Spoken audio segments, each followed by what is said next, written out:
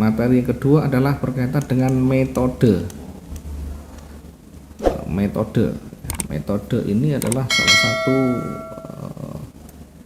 sistem trading.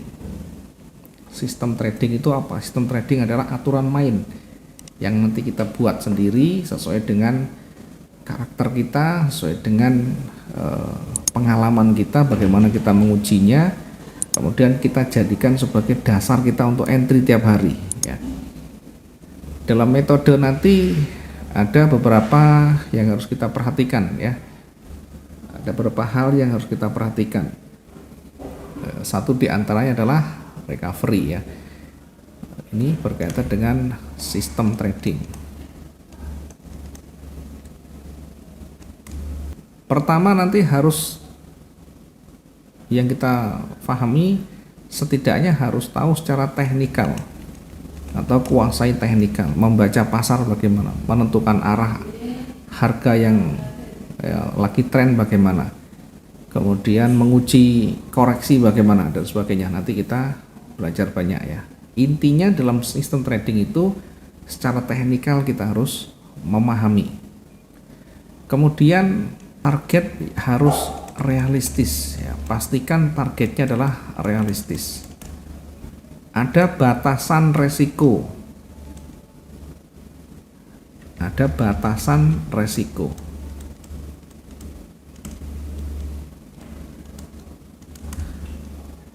Ada batasan resiko. Ada target yang realistis. Ada batasan resiko ya. Batasan resiko ini yang tadi sudah kita banyak jelaskan ya. Kemudian selanjutnya di dalam ini ya, di dalam sistem trading harus disiplin dan komitmen ya. Harus disiplin dan komitmen dengan aturan main kita, dengan strategi kita, dengan teknik yang kita gunakan. Kalau salah jangan buru-buru kita langsung ikut strategi orang, tapi kita benahi ya. Kita benahi pelan-pelan. Kita lakukan perbaikan secara terus-menerus sehingga kita nanti akan menemukan dengan sendirinya. Inilah cara yang tepat buat saya. Pertama kita kumpulkan semuanya ya. Strategi itu kita cobai semuanya, teknik kita cobai semuanya. Ya, nanti termasuk cara-cara entry itu kita coba semuanya. Pelan-pelan nanti kita mulai catat di sana. Ya, kira-kira mana yang nanti yang cocok buat saya. Ada disiplin, ada komitmen.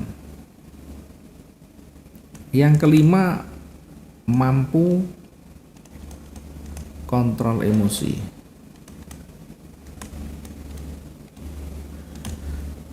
Mampu kontrol emosi saja ya.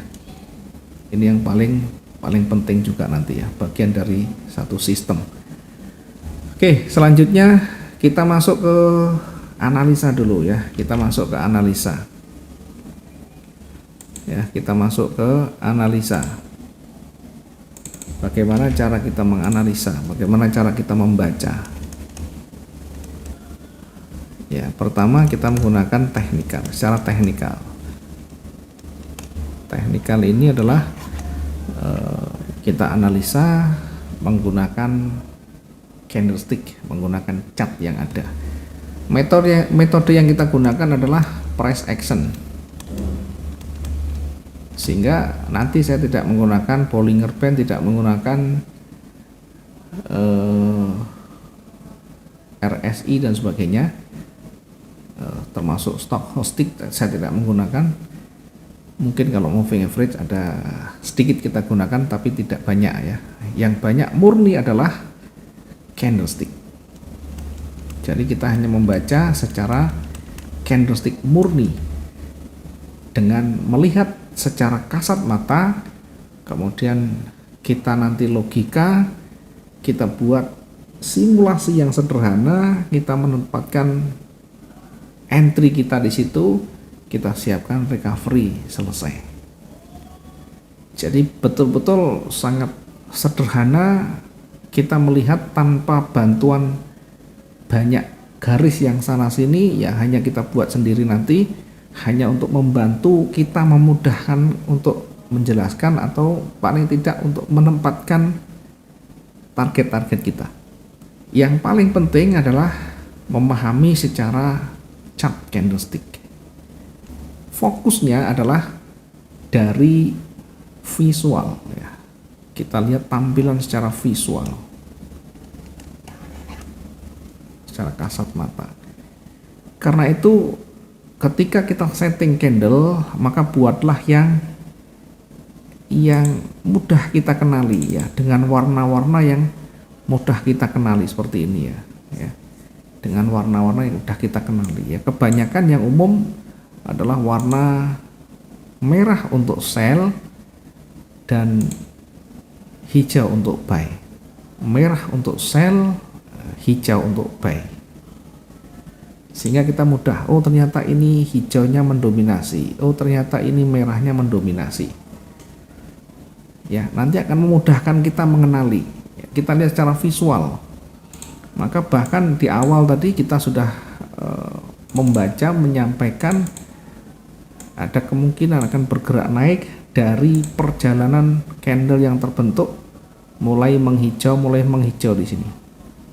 Secara visual akan kita bisa dapatkan di sana. Ya, belum lagi dari histori ya. Nanti kita akan jelaskan.